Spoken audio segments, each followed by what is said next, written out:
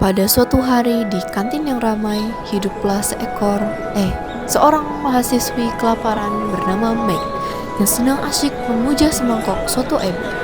Namun, kedamaian hakiki itu seketika sirna saat sebuah badai kegelapan datang hampirinya. Enak banget nih. Lapar.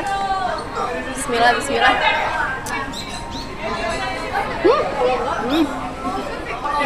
Meng, lagi ngapain? Busuk banget kayaknya.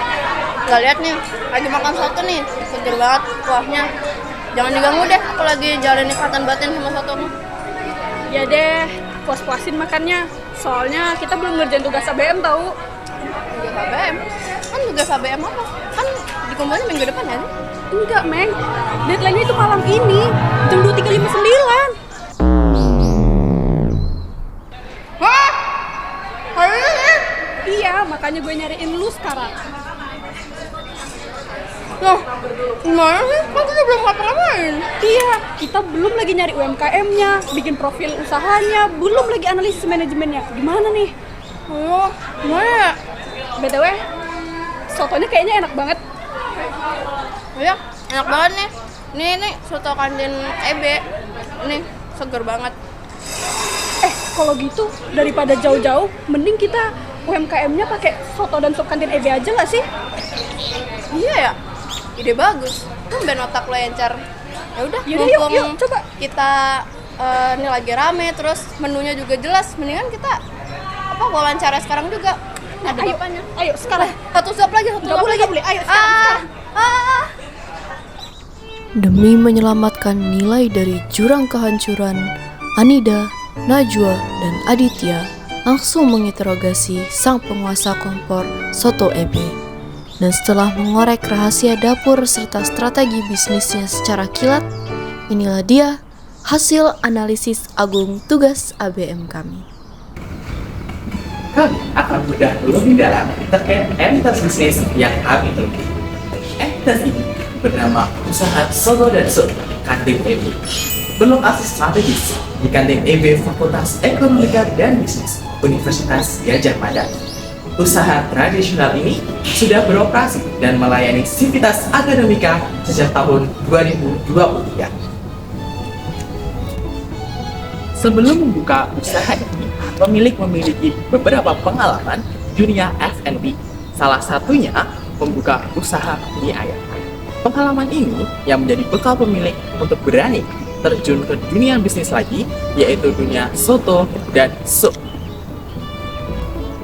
Kenapa memilih soto dan sup? Alasannya simple tapi cerdas. Karena hidangan ini mudah dibuat dalam waktu yang singkat. Cocok banget dengan ritme kampus yang serba instan dan memiliki lonjakan-lonjakan tertentu di jam tertentu, khususnya jam istirahat. Tetapi yang menarik, walaupun ada kompetitor di tempat yang sama, pemilik menyadari bahwa konsumen memiliki selera yang berbeda-beda. Dan adanya kompetitor bukan malah menambah persaingan, tapi menambah persaingan yang sehat. Nah, sekarang kita akan masuk ke bagian serunya. Bagaimana sih proses operasional harian bisnis ini? Puncak penjualannya tentunya terjadi di jam istirahat.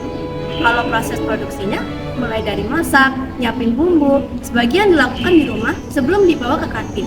Jadi, saat pemilik sudah di kantin, tinggal melakukan penyajian dan juga finishing. Bagaimana? Efisien kan? Nah, soal tenaga kerja, usaha ini dikelola sendiri oleh pemiliknya. Dan soal sistem tempat, kantin EB menerapkan sistem bagi hasil dengan pemilik, bukan sistem flat sewa bulanan. Maka dari itu, jika penjualan hari itu sedikit, maka potongannya sedikit. Kalau rame ya potongannya rame juga. Oke, sekarang kita masuk ke inti pembahasan video ini, yaitu identifikasi biaya. Biaya-biaya yang muncul di usaha soto dan sop kantin EB kami bagi menjadi dua kelompok besar. Yang pertama adalah biaya yang muncul ketika proses produksi. Di sini ada bahan utama yang digunakan untuk menu soto dan sop, yaitu daging sapi, daging ayam, tomat, wortel, dan juga beras. Kemudian ada biaya yang digunakan untuk menu kondimen seperti tempe, ati ampela, dan juga telur puyuh.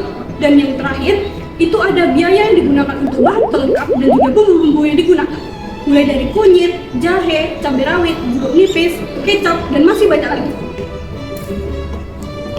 Kedua, yaitu biaya yang muncul ketika proses distribusi dan penjualan, yaitu bensin yang digunakan untuk mengantarkan produk dari lokasi produksi ke lokasi penjualan, gas LPG yang digunakan untuk penyajian di tempat, dan beban bagi hasil dengan mengelola kantin EB. Oh iya, pencatatan biaya yang digunakan oleh usaha ini masih bersifat tradisional, yaitu pencatatan manual berdasarkan pengeluaran yang digunakan untuk pembelian bahan dan berapa banyak jumlah produk yang terjual.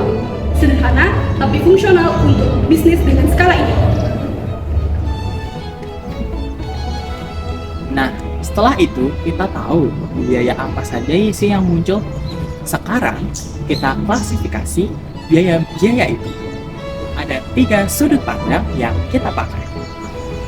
Pertama, berdasarkan hubungan dengan produk. Direct cost, biaya yang langsung dapat ditelusur ke produk. Contohnya, ada ayam, daging sapi, beras, tempe, telur puyuh, ati ampela, jeruk nipis, cabai rawit, dan kecap.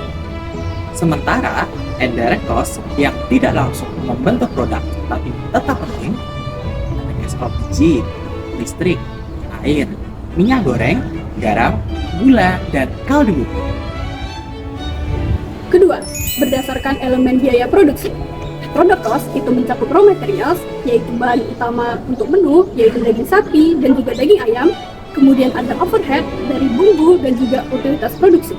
Sedangkan period cost itu mencakup gas LPG untuk penyajian, bensin, dan juga beban biaya bagi hasil dengan kantin EB.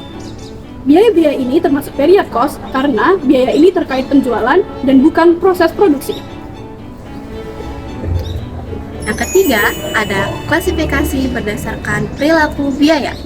Hampir semua biaya di usaha ini bersifat variabel, yang artinya naik turun sesuai dengan volume produksi dan aktivitas penjualan. Semakin banyak porsi yang terjual, semakin besar juga pengeluaran untuk bahan baku, gas, bensin, bahkan potongan bagi hasilnya. Nah, satu-satunya yang sedikit berbeda adalah listrik dan air, yang masuk dengan kategori mixed cost. Ada komponen tetap dari tagihan bulanan PLN dan PDAM, tapi pemakaiannya juga meningkat kalau aktivitas produksi semakin tinggi.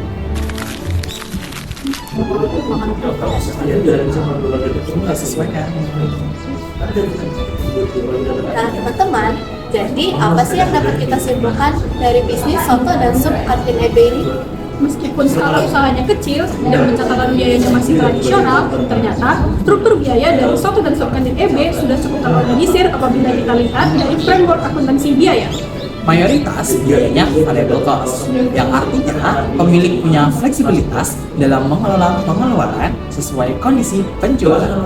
Dan dengan memahami klasifikasi biaya ini, pemilik bisa lebih mudah menetapkan harga jual yang tepat dan menjaga efisiensi operasional. Dan satu hal yang pasti dapat kita simpulkan hari ini, kalau ke kantin EB, wajib makan soto!